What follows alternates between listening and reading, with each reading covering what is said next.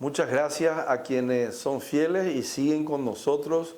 No hicieron zapping. En el día de hoy, ahora recuerdo, Charlo me estaba recordando, después de 2 lunes que yo estuve ausente.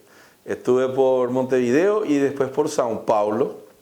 Y una de las cosas que pude apreciar en estas 2 ciudades es la calidad de la vida urbana en el centro de la ciudad, de las ciudades, tanto de São Paulo como Montevideo. Y Buenos Aires, ya que estábamos hablando de la Argentina, también la calidad de su transporte urbano.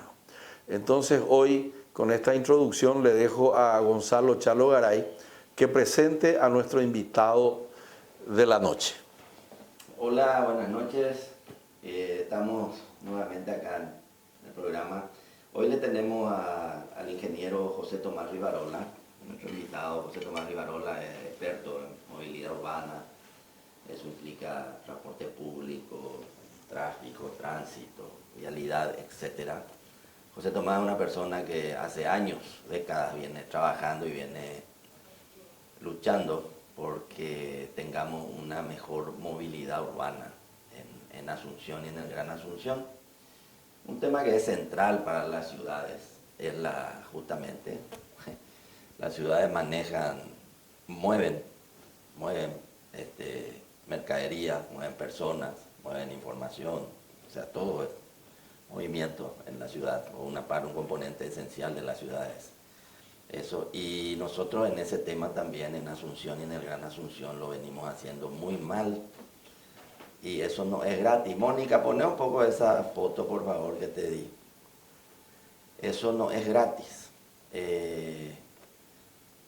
Las cosas que no se hacen en la ciudad, en el año, después en 2 años, después en un quinquenio, después en una década. Estos son temas que se van agravando cada vez más, cada vez es más grande el pasivo, el conflicto. Eso hace que cada vez sea más difícil de solucionar, ¿verdad? Es como una enfermedad, si uno atiende a tiempo una enfermedad, o si uno desde luego se cuida, no se enferma, ¿no? Y bueno, y esto en las ciudades es igual. Ahí vemos lo que cuesta esto. Esto es 365 días más o menos. No, es 360. 300, los días 300. O sea, 2 millones por 300. El titular es 2 millones, pero entre 2 y 3 millones de dólares es la pérdida que se calculó. Esto es del PEMA, esto ya es viejo. Esto es cuando hicimos el Plan Estratégico Metropolitano de Asunción, y esto es del año 2014, 2015. Yo no tengo la información actualizada después que nos dé José Tomás. Pero esto es que las cuentas se hacen, ¿verdad? Y ¿de dónde sale esa pérdida? Puede decir la gente, ¿cómo vamos a perder 2 o 3 millones de dólares por día? Y bueno, una de las cosas que se cuenta es el tiempo desperdiciado, el tiempo es plata de la gente que está esperando ahí en el tráfico, cuántas natas se queman. Y se calcula también las nastas y el gasoil. Todo se calcula, vos tenés una serie de indicadores en tu cuenta.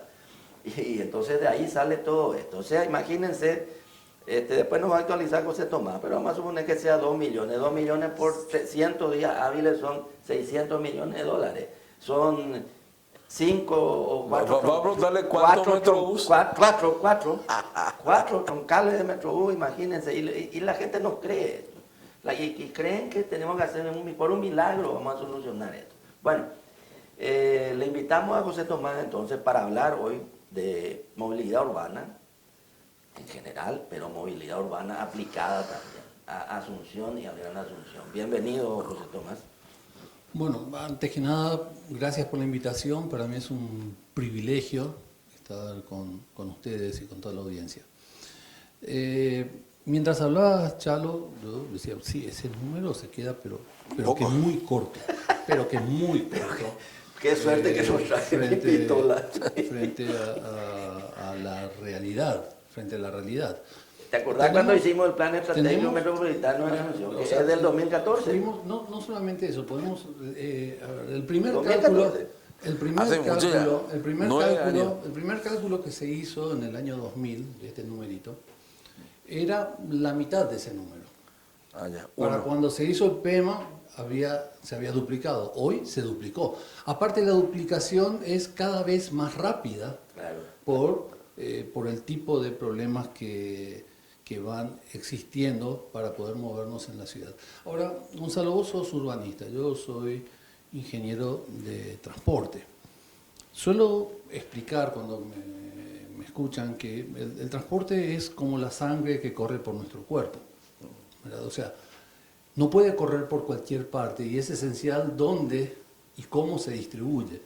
Eso significa, si no tenemos de una vez, no sé cómo, pero un urbanismo planificado, una ciudad ordenada, el intento más serio que, por lo menos que a mí me tocó trabajar y que tuvo durante años tuvo influencia, fue el Plan de Desarrollo Urbano Ambiental. Sí, desarrollado a fines de los 90. Sí. Carlos Filizón. Claro, de ese plan salió luego el Plan Z, sí. Y del Plan Z viene el Metrobús. O sea, entonces se siguió todo, pero basado en un esquema urbano, en una forma, en una mirada a la ciudad, en un modelo de ciudad para poder estructurar este sistema. Mientras que no seamos capaces de entender eso, mientras que las municipalidades no entiendan la relación intrínseca que existe entre la movilidad y la planificación y el desarrollo urbano, no importa cuánto dinero le metamos a este negocio, vamos a seguir perdiendo plata mal. Y perder plata mal implica que lo más importante, que la gente vive mal. Claro. La gente vive mal. Cuando hablamos de transporte estamos hablando de usted, señor, usted, señora, llevándole al colegio a los chicos. Es el que tiene vehículo privado. Sí, el que tiene vehículo, pero incluso el que va caminando. Porque el que va caminando tiene que cruzar una avenida. Entonces, aparte va respirando el aire contaminado que hay en las aceras y por ciudades degradadas, ¿verdad? Entonces, creo que el cambio real, podemos hablar de muchos proyectos de transporte, pero el cambio real realmente inicia desde el momento que se comprenda que tenemos que tener urbanismo. Chalo quiero explicar a toda la audiencia que Chalo es mi profesor realmente. Yo también me aplazó nomás.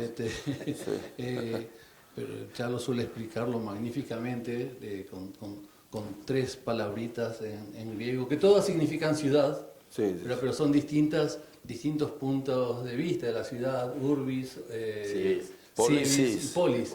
¿Verdad? Chalo lo va a explicar mucho mejor que yo, pero si no comprendemos ese concepto básico, difícilmente podamos avanzar hacia una solución sustentable. Lo cual no quiere decir que no se pueda hacer nada, desde luego. Sí podemos hacer.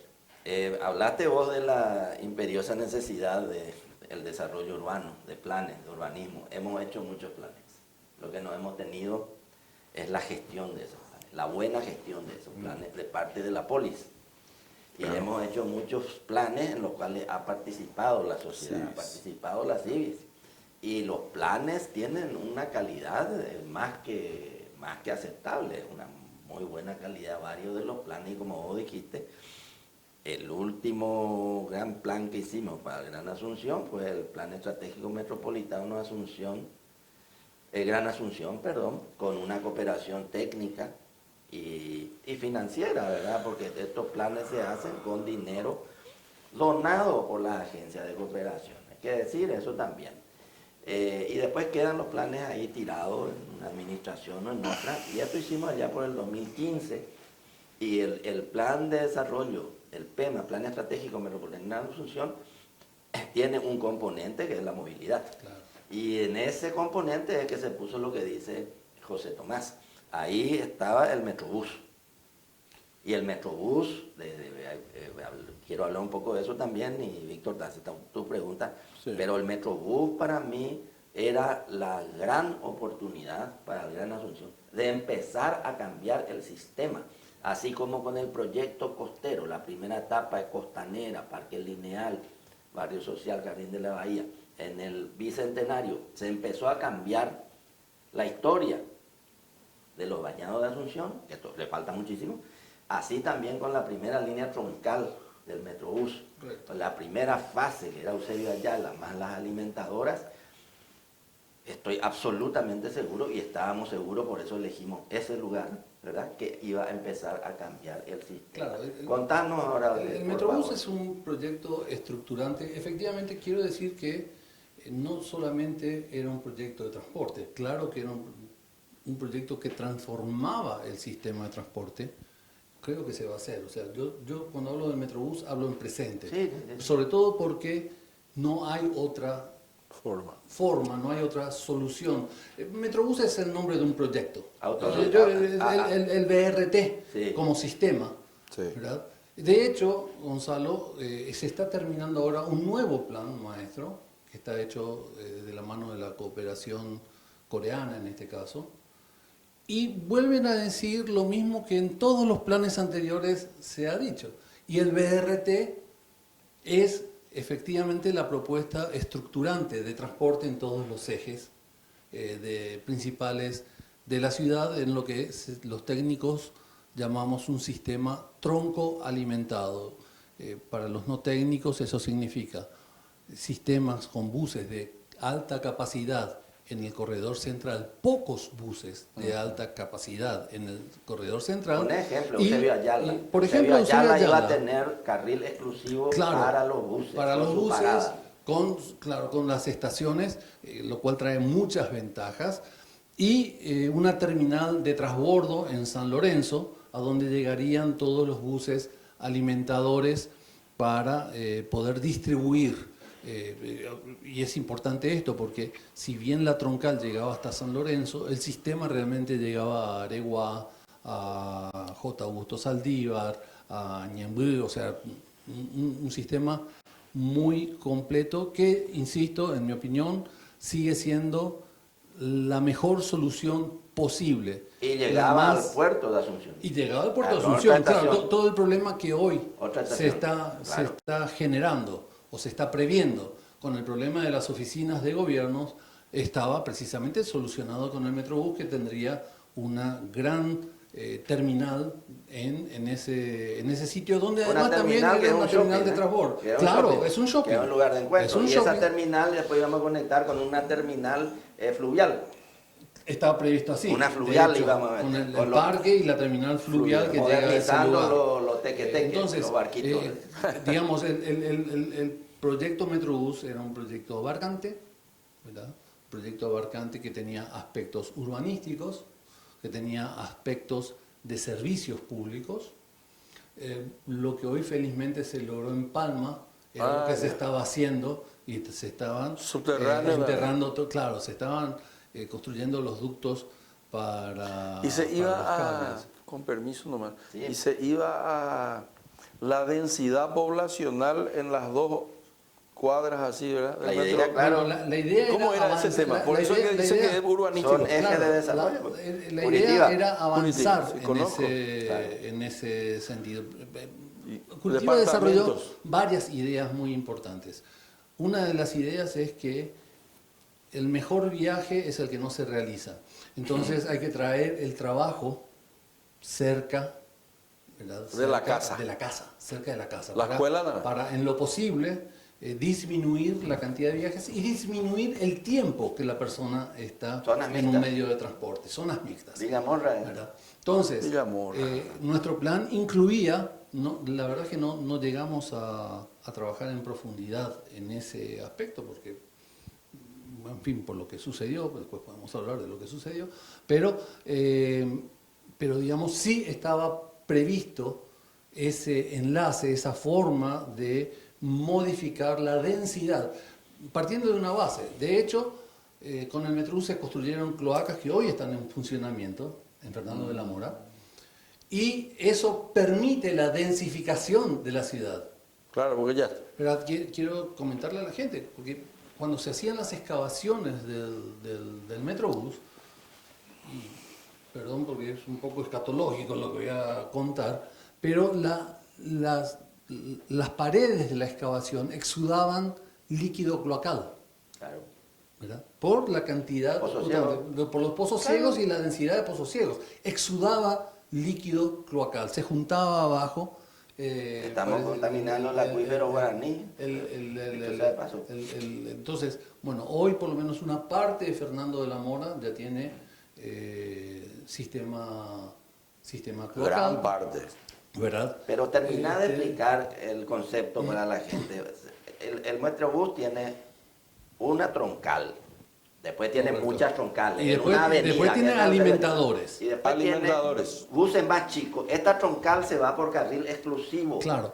Entonces va más rápido. No solamente va más rápido por el carril exclusivo, va más rápido porque tiene paradas muy específicas y diseñadas de forma tal a que el acceso y la salida del vehículo sea muy rápida.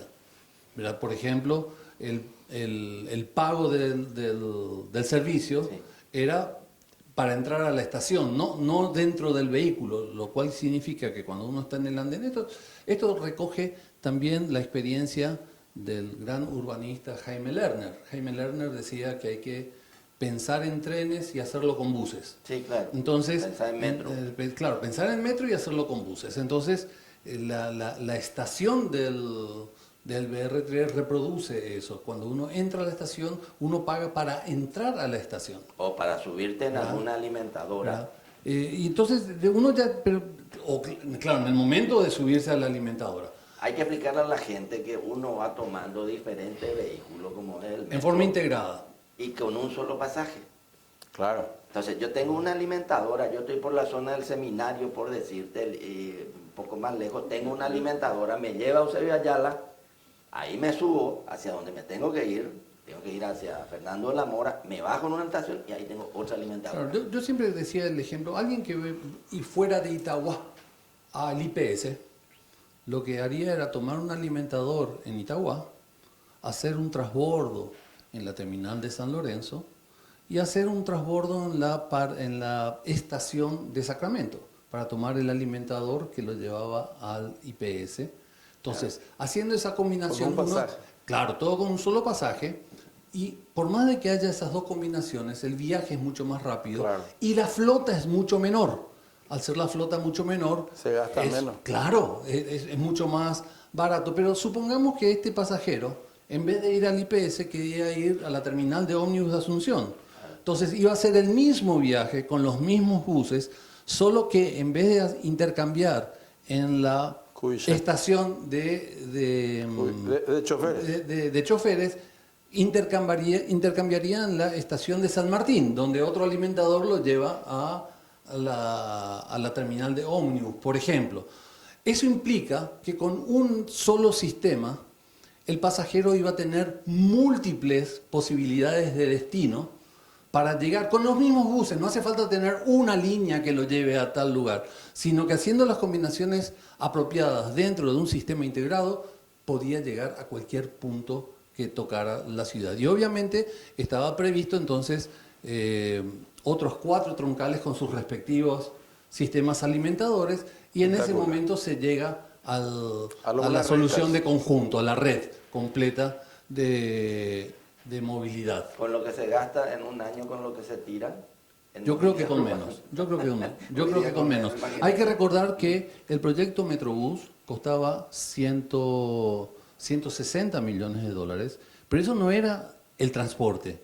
Era el transporte más las cloacas, más el agua potable, más el enterramiento más el desagüe pluvial, más el enterramiento de los cables, más las veredas, más el alumbrado público, o sea, 120 millones de dólares costaba la transformación de la ciudad a partir de un proyecto de transporte. Estos ejes ahora se transforman, mejor dicho, y que no nos digan, porque eso es famoso, no, acá no se puede, mentira.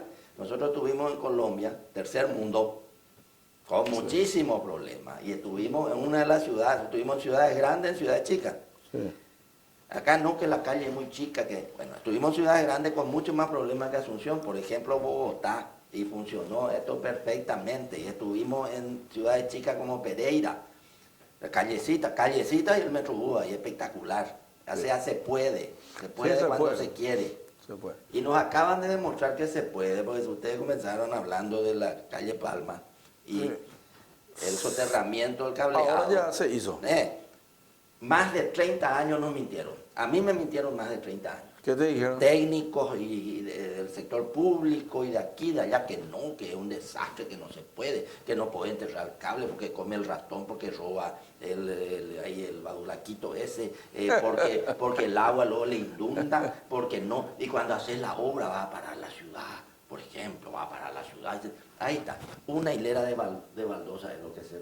Así estuvieron cavando, me fui a mirar, tengo fotografiado, filmado, una hilera de baldosa, la tierra acá, un pozo de un metro 20, creo, un ducto, ahí está, están tapando ya, hoy vi creo en el diario que ya se está terminando de tapar. 30 años nos mintieron con un mito más, que no se puede. Sí. Antes de preguntarle a... Se hizo con dinero propio, ese no tuvo crédito. ¿Dinero de la ANDE, creo? De la ANDE. ¿Por qué? Porque el nuevo gobierno dijo sí, quiero hacer, y hay que hacer. Y le felicito yo al gobierno por hacer eso. Hablando con el señor Lerner, yo he vivido 10 años allá y hablábamos a veces con él, y una de las cosas que decía es que la innovación llega cuando le sacas un cero al presupuesto, porque pensaba como tren, pero después decía, pero vamos a hacer con micro, ¿cómo vamos a hacer? Entonces le sacaba un cero y el presupuesto baja enormemente. Ese era uno de sus chistes. Claro, que pero es realidad. Es la realidad. Porque acá te dice también la gente, no, hay que hacer metro, te dice encantado. Esa es la pregunta, ¿por qué no hay metro? No, pero encantado, por dos razones, va a explicar José Tomás. Sí. Yo ya me y después todavía no le hice mi pregunta. Dale, para hacerle. No, pero yo te explico nomás. Porque acá te dice, hay metro, hay que hacer con ese disparate. Un metro cuesta, porque te estoy mencionando por el cero. Por el cero, él le saca un cero. Un kilómetro de metro cuesta entre 200 y 300 millones de dólares. Y un kilómetro de BRT, de bus de tránsito rápido, de Metrobús, el mismo kilómetro, con una prestación muy parecida. Hoy los vehículos son eléctricos encima, no contaminantes. Sí, esa misma cosa te cuesta entre 8, 10, 12 millones de dólares. O en el caso de Asunción costaba 6 millones de dólares. Bueno, por eso, pero yo soy, para que no me vengan a... O sea, 6, 7, 8 contra 200 millones o 300 millones. Claro, pero además de eso hay un tema técnico, ¿verdad? Sí. El umbral de demanda para construir un metro, o sea, un tren, es de 100.000 pasajeros hora. ¿Cuánto hay acá? Nosotros no tenemos 100.000 pasajeros día en todos los... En todos, perdón, 100.000 pasajeros hora. Perdón, no tenemos 100.000 pasajeros hora en todos. En Eusebio Ayala, 10.000. En este momento tenemos menos. ¿Cuánto tiene que ser? ¿10.000? No, 100.000 pasajeros hora. Y nosotros no tenemos 6.000 horas. Nosotros tenemos 100.000 días. Por ejemplo, en el corredor de Luque, donde se quiere hacer el tren de cercanías. Dicen que tiene, yo no creo mucho ese estudio, pero dicen que tiene 100.000 pasajeros día. 100.000 pasajeros día. En el caso del BRT teníamos 300.000 pasajeros día. Pero esa medida, ¿esa incluye la gente que va en vehículo privado o no? No, eso es vehículo público. Es en transporte público. Sin embargo, también hay que decir que está disminuyendo, pero en forma terrible. En el 2000, cuando se hizo el primer estudio de transporte serio, la relación entre la cantidad de viajes en transporte público versus transporte en automóviles, transporte privado, era de 55% de los viajes en transporte público, 45% de los viajes en automóvil. Hoy esa relación cambió a 30% en transporte público y 70% en automóviles, que es lo que todos vivimos cuando circulamos por la calle. Y además, otro número que para mí es terrible, la relación tiempo de viaje en bus a tiempo de viaje en automóvil. Cuando se hizo el Plan Z, era de 1,25, es decir, quien viajaba en bus tardaba un 25% más de tiempo que el que viajaba en automóvil. La meta era que dure el mismo tiempo, ese era el método, la meta en el plan Z. Hoy, según los estudios hechos por los coreanos, el gap es de 2, o sea, quien viaja en transporte público tarda 2 veces más tiempo que el que viaja en automóvil. 100% más tarda. Sí, espectacular. Yo quiero hacer un pequeño corte sí. Y a la vuelta vamos a comentar por qué no anduvo el Metrobús, como le llamamos, y qué tenemos que hacer para que ahora ande. En Curitiba, cuando le llevaba a la escuela a mis hijos en coche, nosotros nos íbamos por la canaleta chica del coche y el bus de allá pasaba a toda bala. Y mi hijo chico, que hoy es ingeniero, tu colega, ingeniero de ciudades, vive en Birmingham, me decía, ese es el desarrollo, me decía. Cuando el coche particular se va más despacio que el coche público, eso es desarrollo, papá, me decía. Pues yo me enojaba, decía, la pucha, decía yo. Estos micros se van más rápido, decía yo. Eso está bien, me decía el Mitaí. Me corregía. Como es también desarrollo y sí. Es un indicador de la calidad de una ciudad, uno de los indicadores es al revés. La gente cree que cuanto más auto y más caro somos más chuchi. Más capo. Sí, al sí. revés. Cuanto mejor es una ciudad, mucho más alto es el rango del que usa transporte público que el transporte privado. Bueno, exactamente al revés. Al revés. Vamos a hacer un pequeño corte y volvemos sobre por qué fracasó y qué no hay que hacer más para que ya no fracase. Portarse bien. Exacto.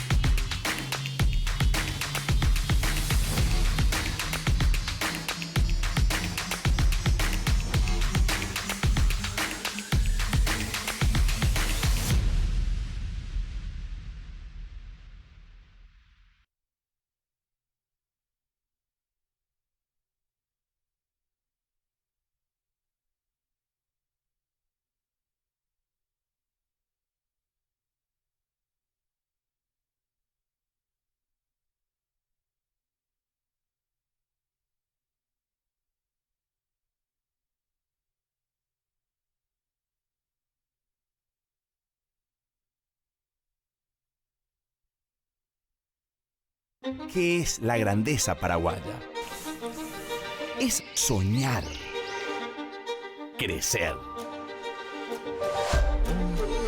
vencer. En Banco Continental impulsamos la grandeza de cada uno de nuestros clientes desde hace más de 40 años. Tu grandeza es nuestra motivación y nuestro compromiso es seguir creciendo juntos. Sé parte. Sos grande, tu banco también. Nosotras las yuyeras tenemos para todos los gustos. A algunos les gusta el...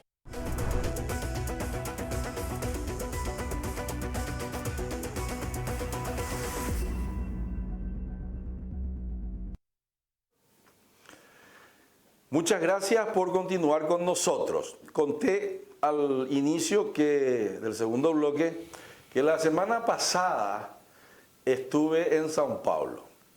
Y la semana antepasada en Montevideo, y miraba yo los micros en Montevideo, lindos micros, hay entre paréntesis, muy linda también la ciudad de Montevideo, no tiene las canaletas exclusivas, pero muy lindos los micros. Y ahora en San Pablo me moví en metro, como dicen ellos. Agarré una línea, se llama línea amarilla, es una cosa así espectacular, línea amarela. Y baratito era, 4 reales, pico cuánto es, No sé. a 1.500, 6.000 guaracas. Tenía la economista. Así con la economista, una calculadora, 4 reales y agarrar el metro, como dicen ellos, y te subí, Ñamuina sube, Itaguamba, y me voy al jardín botánico, pero vengo por ese Ayala, me bajo en choferes, me voy al jardín botánico, ¿verdad? Y estoy haciendo una analogía nomás. Me fui al mercado a comer sándwich de mortandela, y la rapaz, de mortadela en realidad es lo correcto, caliente en el mercado. Y en 2 jugadas no voy a llegar. Y cualquier cosa de 25 minutos, 27, 35 minutos ya hay poco de televisima de viaje. Todas las demás. Y en el coche vos mirás pues, el Uber y dice 1:10, dice, en el mismo Google Maps hace. Y en el metro dice 32 minutos y acá 1:10. Entonces te subí no va a pagar 4 reales.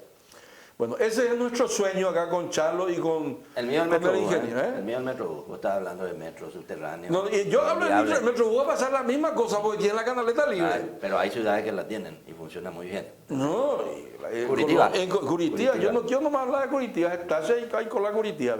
Y nosotros fuimos también yo no viajé con José Tomás esa vez, pero nos fuimos a Colombia y también a toda bala de la cosa. Bueno, moral de la historia. ¿Por qué falló el Metrobús? ¿Dónde metimos la pata? ¿Y qué tenemos que hacer para no meter más la pata? Charlo y José Tomás, el examen. José Tomás. Por favor. A ver, quiero empezar por la causa principal. Principal, ¿cómo no? Desgraciadamente, un ministro egoísta, un ministro que hizo prevalecer las cuestiones políticas sobre los proyectos de Estado, que fue el señor Vince, que optó por liquidar un proyecto, porque era el proyecto bandera de Cartes supuestamente, y que además era mentira, porque el proyecto empezó con Lugo realmente, ¿verdad? Pero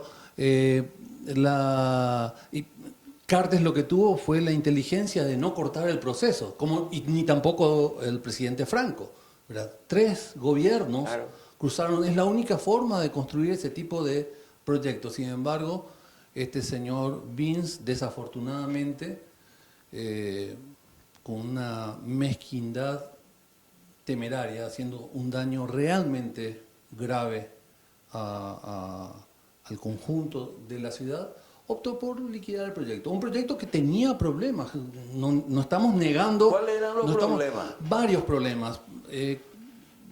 A ver, probablemente el más que se publicitó más es problemas de catastro, ¿verdad? O sea, ocurre que la avenida Eusebio Ayala, hasta el día de hoy, en realidad no es de propiedad pública, es de propiedad privada, ¿verdad? Y 1 y a veces 2 carriles de la avenida forman parte de los títulos de los frentistas que... o sea, había problemas de catastro. Claro, hubo problemas de catastro solucionables, pero hubo problemas de catastro. Que se viene arrastrando. Claro, eso ¿Y fue... por qué no solucionó el anterior también?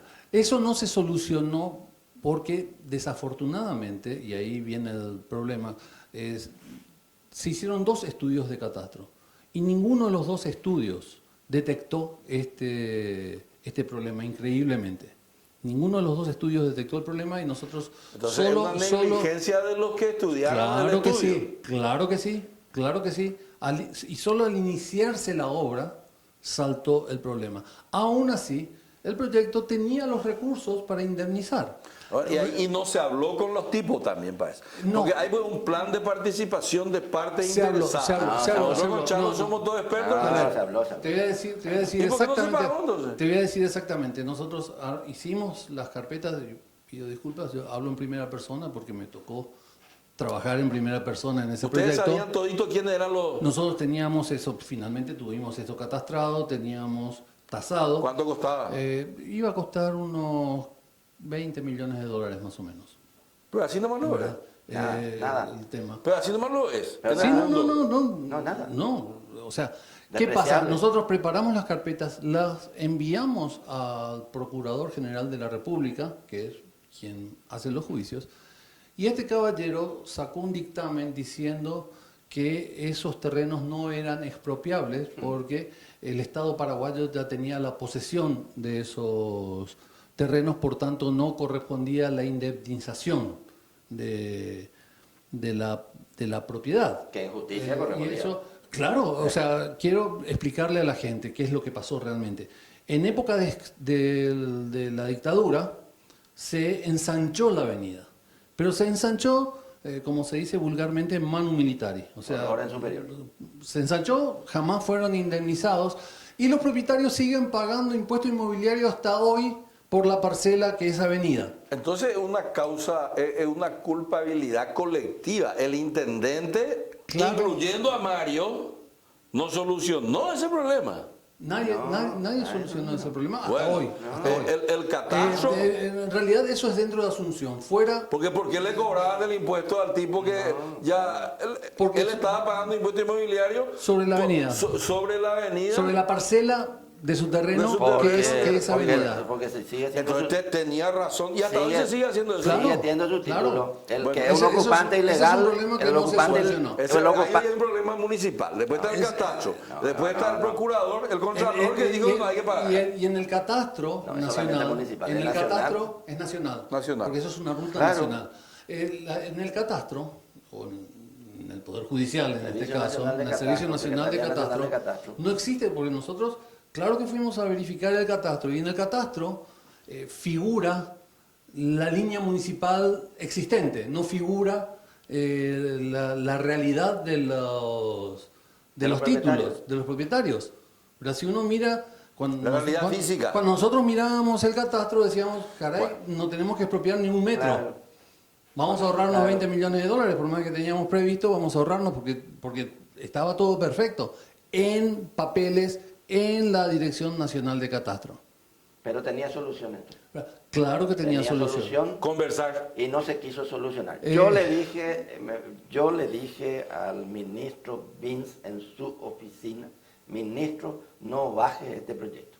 Está todo hecho, hay algunos problemas. Yo no estaba en el proyecto, ¿no? Yo ya no estaba. Yo traje este de Colombia en el gobierno justamente de la Alianza Patriótica para el Cambio. Entonces, yo no estaba, pero hablé de este tema con el ministro. Yo también hablé con él. No baje esto porque es demasiado importante. Y hay una ley de la República aprobada con un presupuesto y está empezada la obra. Ahora, hay que resolver los problemas. Hay que resolver. Para adelante. Ahora, yo también hablé con él y a mí él me convenció. Bueno. Pero Ana, esa mío, para eso estamos viva la libertad, carajo, ¿no? A mí no me convenció. Y él me convenció y él me dijo, mira, el Suzuá que yo estoy heredando se hizo todo mal ya antes, ¿no? Y en realidad, pues yo conozco ese modelo de vamos a hablar con los frentistas, porque nosotros hicimos otro proyecto con el Banco Mundial, con Chalo, y se indemniza el letrero que puso un tipo, se indemniza. Sí, un poste, el árbol se indemniza. Nosotros pagamos mucho. Sí. Y cuando Vince recibió, ya se estaba haciendo ya. Y según las normas del Banco Mundial y del BID, Chalo, atendé que bien lo que te iba a decir, el BID no tenía que autorizar que se avance, que una máquina pase por el Ciudad Ayala antes de arreglar todos los problemas sociales, porque los problemas sociales preceden a los técnicos. O sea que vos no podés agarrar y hacer nomás ya la ruta. Correcto. Entonces el BID, ¿por qué permitió? Porque el BID y el Banco Mundial, donde yo trabajé con Chalo, no te permite que vos muevas una carretilla antes de que la gente esté contenta. Y acá el BID autorizó de que se mueva la carretilla, pero se hizo todo. Porque los estudios técnicos indicaban que no había problema. Había una ley de la República. O sea, yo no suscribo lo que vos estás diciendo. Vos te haces cargo de lo que vos decís. Claro, yo no suscribo, yo no le voy a chupar la media al BID. No, yo tampoco le chupo la media al BID, a él me convenció. Yo no suscribo. No. Acá había una ley de la República. Yo creo que una ley está encima de todo. La Constitución, Tratado Internacional, la ley. Había una ley de la República que encima aprueba un dinero. Ahora, ¿por qué se violaron los protocolos sociales? y se comenzó una obra sin que todavía la gente diga estoy de acuerdo con la guita que me van a dar. Y esa es otra cosa porque la Secretaría Nacional de Catastro decía que eso era público. Entonces es un quilombo nacional. Y no es un quilombo nacional del país, ¿verdad? Sí, no. Entonces vamos a pagar la luz. Mónica, apaga la luz, por favor, y nos vamos. Vamos a pagar, claro. Ellos descubren ahora que entonces no va a hacer nada. Pero Paraguay no va a hacer nada. El punto Si vos querés arreglar solución. todo primero y que esté bien dobladita la media y el calzoncillo y todito bien ordenadito, no va a hacer nada. Y vamos a seguir andando en pelota en ese país. Bueno, yo quiero pensar que andemos vestidos, más o menos por lo menos. El procurador, en su dictamen, dijo que si nosotros pagábamos, íbamos a estar cometiendo lesión de confianza. O sea, claro, no íbamos presos. Claro. Si pagábamos, no y íbamos por eso presos. no se cumplió la ley. Ahora que bien, Charlo dice. No, entonces, primero, sí que la administración de Jiménez Gaona fue, y esto también hay que decirlo, fue dubitativa y subestimó los problemas sociales. El Ministerio de Obras Públicas no supo lidiar con los problemas sociales, no estaba preparado para lidiar con los problemas sociales. Inclusive yo creo que el Ministerio no aprendió. De hecho, con la obra de Vince ahí en Cuatro Mojones se volvieron a repetir exactamente los mismos problemas sociales que se habían tenido en chiquitito, ¿verdad? Porque era una obra relativamente pequeña. Plata coreana. Sí, para el túnel, pero exactamente el mismo tipo de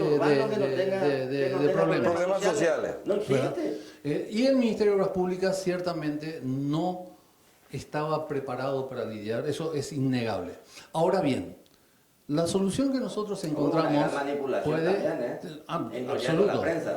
Desde luego, ¿verdad? Con Se puso en contra. Una parte, sí. No, y hubo gente que financió las protestas y todas las cosas. ¿Y cuántos comerciantes eran?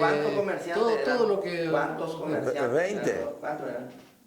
No, bueno, ¿cuántos son bastantes? ¿Cuántos? ¿Cuántos? 100, 200. Pero 100 no pueden parar la obra. No, eran los comerciantes, en total eran unos 600. Los 600 versus 1 millón de pasajeros. Claro. 1 millón de pasajeros le ganan a los 600. Claro, y además los que tenían problemas. No, eran los 600. Claro, no, los que eran tenían, los menos. Los que tenían problemas no pasaban de 30. Bueno, 30 contra 1 millón.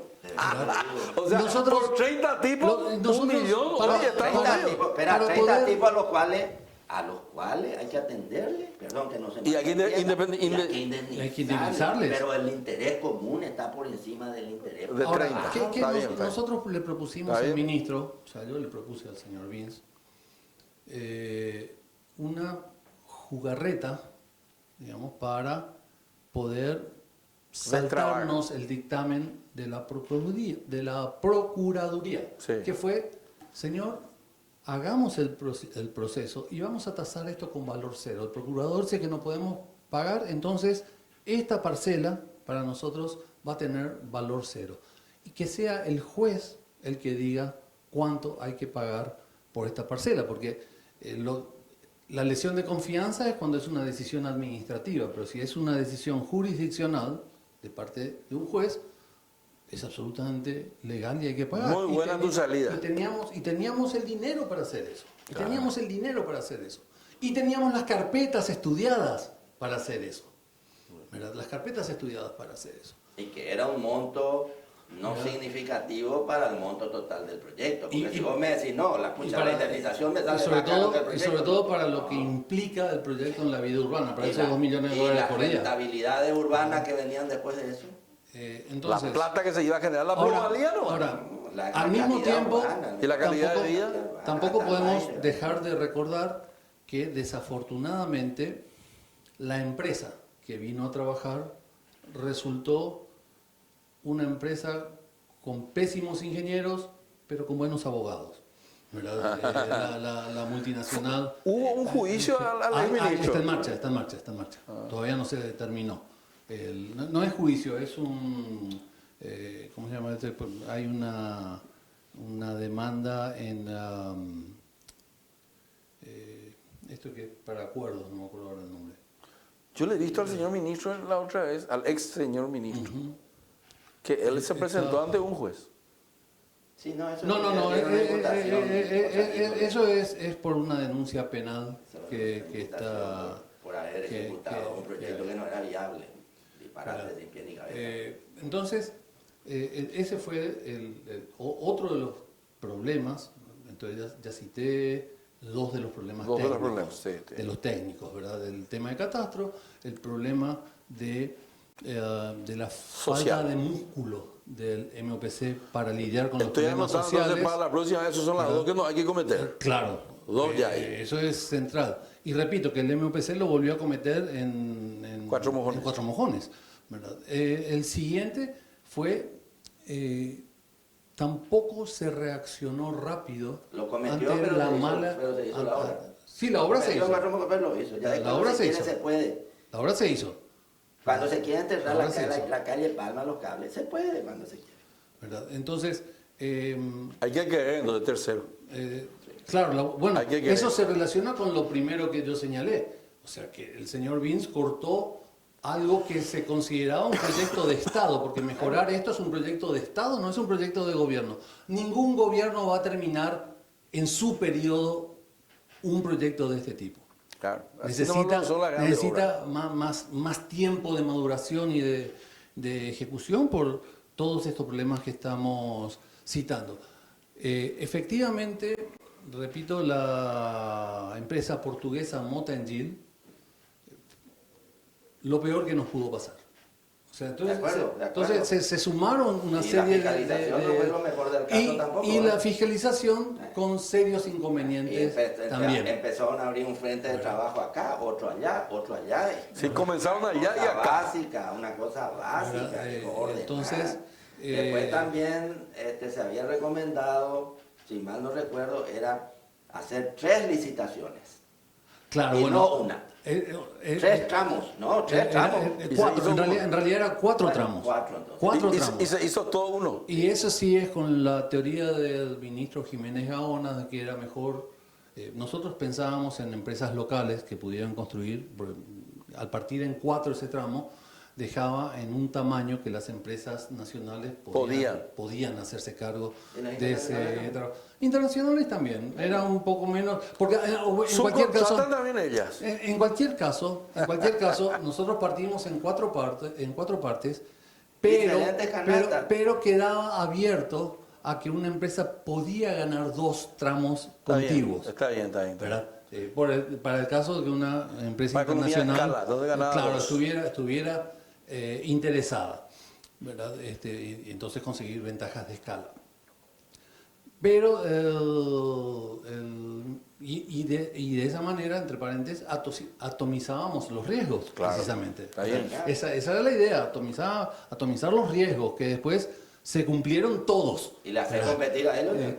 Entonces, pero la decisión fue, no, vamos a hacer todo uno, y que sea una gran empresa internacional. Bueno, y así nos fue. Pero cuando fracasó esa empresa, todo el proyecto fracasó. Portuguesa. Sí. Empresa portuguesa. Esa no era que tiene la ruta también 2. Ganó, pero salió de ese consorcio. Ahora hay un tema de Paraguay, que yo pregunto, ¿qué se hizo? Acá había un crédito aprobado por ley con un monto, una parte de ese monto se empezó a ejecutar. ¿Cómo se abortó y qué pasó con esa ley? Esa es buena pregunta, porque esa ley aprobada, los recursos se reprogramó, se fue a comprar barcos, porque los recursos no se llegaron a desembolsar. No se desembolsaron.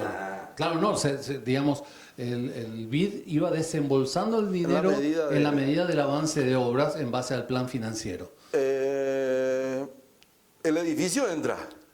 Claro, era parte, pero eso se ejecutó, digamos, tenía una cuenta aparte. Los edificios de gobierno tenían una cuenta aparte. ¿Ok? Entonces, pero para el Metrobús, que eran 120 millones de dólares, se ejecutó una parte, creo que era 40 millones, algo por el estilo. Dijiste 160. No, era 160. ¿Cuánto era? El metro era 120. Toda la troncada completa con todo lo que hemos hablado. 120 millones de dólares. Pido disculpas, de repente Claro. Se me chispotean. Entonces, se ejecutaron 40 millones de dólares, que dicho sea de paso, algo que aviesamente alguna prensa dice que se demolió todo. Mentira, todo está en uso, ¿verdad? Porque la avenida está en uso, los carriles están en uso, los desagües están en uso. La zanja técnica, o sea, la ANDE está usando, está cableada la zanja técnica que se construyó, ¿verdad? Hay agua potable, lo cual implica que está en funcionamiento. Y por tramos se pueden ver las aceras construidas también. Pero no está completo. No. Hay problemas con los desagües pluviales también. En realidad, los problemas con los desagües pluviales es que hay una parte que no llegó a construirse. No, ya sé. Entonces, no llegó a hacerse. Entonces, claro, no se construyeron algunas bocas de tormenta. Entonces el agua llega a la avenida, que tendría que detenerse antes y llega hasta la avenida. Pero bueno. Entonces vamos a repetir. La pregunta está muy bien respondida. Le felicito al ingeniero. Los errores ya sabemos. ¿Qué no hay que volver a hacer? Chalo, ayúdame con eso. No. Hay que tener voluntad. Lo primero es tener, yo recomiendo al gobierno actual, al presidente Peña, que retome esto, el proyecto se arregla, se corrige, se paga. No hay otra manera de empezar a mejorar. ¿Ya cambió el procurador? No, sí, estamos hablando del procurador de la época de Cartes. Y el que no nos cree que entre en internet, y que mire cómo funcionan los BRT, los metrobuses de otras ciudades, pero que entren en el tercer mundo, que no entren en el primer mundo. En ciudades del tercer mundo, miren cómo funciona. A pesar que el BRT, Gonzalo, es tal vez en transporte, es la única solución tecnológica que el tercer mundo exportó al primer mundo. O sea, y hoy en Londres, en París... Bueno, hay un inglés que se la jacta de que él inventó antes de que Lerner esto, bla, bla. Es una discusión ya. ¿Qué quiere decir BRT? Esa es como la nacionalidad de... Bus Rapid Transit. Bus de tránsito rápido. ¿En español? BTR, bus de tránsito rápido. Bus de tránsito rápido. Vamos por parte, pues se acaba el programa. Sí. Yo recomiendo, solicito, en fin, que el gobierno actual, que el presidente mismo de la República, así como dijo que se haga la calle Palma, un proyecto mucho menos complejo, porque nos habían dicho que era imposible, iba a parar. Se puede. Pues mucho más complejo esto es, pero hay que encarar y hay que empezar a hacer y hay que mostrar una troncal para mostrar que funciona y que funciona bien. Va a ser muy difícil, va a haber problemas sociales, va a haber problemas legales. Pero va a dar gusto. No hay proyecto urbano que se pueda parir así. No, es un parto. Claro, yo probablemente... Entonces, eso te tiene que hacer ahora, claro. Tiene que retomar. Hay cualquier cantidad de estudios realizados. Es muy bajo. No hay por dónde perderse. Y las rentabilidades urbanísticas, sociales, ambientales, económicas, institucionales, sociales, ya dije, de un proyecto como este, pero son cacharrata de plata. Y ese titular que vimos en el diario, ponemos por Mónica ese, por favor. Entonces va a decir, ahora las rentabilidades del primer corredor de Metrobús son 8 millones de dólares al año. Y no que es... O sea, en vez de que sea pérdida, va a ser rentabilidad. Pero para eso, estos son proyectos públicos. Y ahí la polis es fundamental, obviamente. El sector público le tiene que decir, queremos hacer esto. Y ahí le tiene que invitar a la sociedad. Y la sociedad organizada tiene que apoyar esto. Y si el gobierno, si el sector público cree que no hay que hacer, y vamos a organizarle a la sociedad privada, a las organizaciones de la sociedad, mejor dicho. Sí. Vamos a convocar, para que se haga esto, como ya lo hicimos en el año 2007 con el proyecto Franja Costera. Claro, ahora yo creo que hay que tomar, justamente quería mencionar la enseñanza del proyecto Franja Costera. Moralejas. Como Chalo suele recordar siempre, la Franja Costera en 2 oportunidades tuvo factibilidad y préstamo aprobado para hacer todo el proyecto. 2 oportunidades. Y nuevamente por mezquindades del mismo tipo que terminaron acabando con el Metrobús, no permitieron que ese proyecto avance. ¿Y en la tercera la decida? Sí, pero de la mano de Chalo y de, quiero recordarlo, del arquitecto Pecci, sí, claro, mucha Gonzalo, gente, ¿no? tomaron la enseñanza de decir, espera, vamos a transformar este gran proyecto en varios módulos de proyecto, más pequeños, que puedan ser ejecutados. Entonces, este gran proyecto de Metrobús, yo mencioné algunas de las cuestiones, en realidad tiene otras. Muchas, claro, muchas. Nosotros íbamos desde las ciclovías a peatonales, había plazas, ¿verdad?, que se iban a hacer. Entonces, probablemente haya que ver la forma de... En pedazos. de decir, bueno, ahora hagamos este módulo y luego ensamblemos este de acá. Pero eso es algo que yo solía decirle a la gente. Cuando uno puede construir una casa pieza por pieza, desde que tenga el proyecto. El plano total tiene que tener. Uno tiene que tener el proyecto completo y allí puede ir construyendo módulos y al final va a tener la hermosa casa que soñó al principio. Claro. ¿Verdad? Entonces, tenemos el proyecto, tiene que revisarse naturalmente, ¿verdad? Actualizar un poco. La realidad sigue avanzando todos los días, entonces tendrá que ser revisada, pero ya no vamos a tardar 3 años en hacer el proyecto como se tardó en la primera oportunidad. Casi hecho. Se tardaron unos meses para hacer la actualización, la revisión, ¿verdad?, del tema. Conceptualmente eso está correcto. Entonces, y luego ver qué parte de ese proyecto es el que podemos iniciar ahora para seguir recordando que esto es un proyecto de Estado. La transformación de la realidad urbana en el Paraguay, ya no solo en Asunción, es un proyecto de Estado y central si queremos mejorar nuestra calidad de vida. Y hay un punto central acá. No le sigan engañando a la gente que con autopistas urbanas elevadas que se están demoliendo en todas las ciudades del mundo, incluyendo en las ciudades del automóvil, de la cultura del automóvil que es Estados Unidos, no le mientan a la gente. Eso no soluciona el problema del tráfico ni de la movilidad urbana. Eso lo que puede hacer es... hacer más coche. Luego te atrae más coches, o sea, a la larga te trae más problemas y no soluciona, y no resuelve el problema. El tema del tráfico, del desplazamiento en la ciudad, que se traduce en tráfico generalmente, por eso la gente te dice, ¿qué tráfico? Es imposible, un desastre el tráfico. Si no se encara el transporte público, no hay solución posible, ni para empezar a hablar.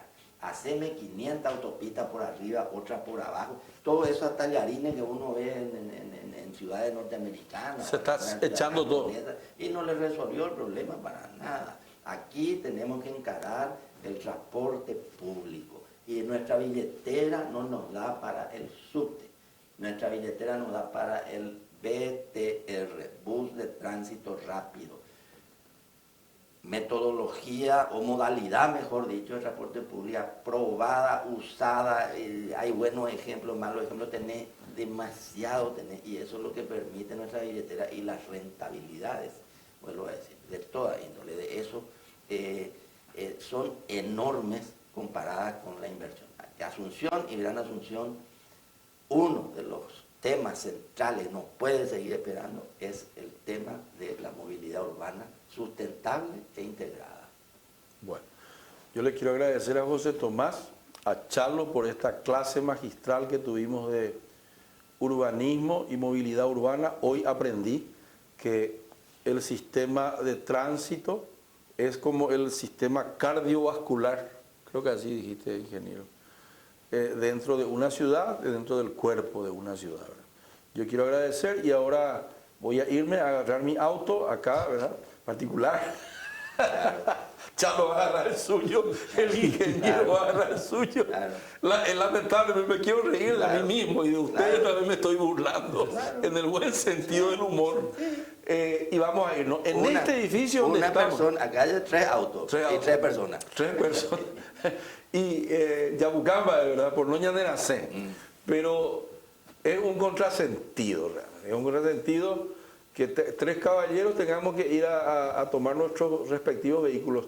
Y en este edificio donde estamos, yo no sé si la gente sabe, que el contrasentido está con cemento, está hecho, ¿verdad? Claro. Tenemos, yo no sé si igual cantidad de metros cuadrados construidos para estacionamiento que para uso, para producir riqueza, que es lo que estamos haciendo acá, que hay un diario, ¿verdad? Sí, oficina. Que hay oficinas donde hay, acá abajo hay mega empresas que están todo el día generando empleo.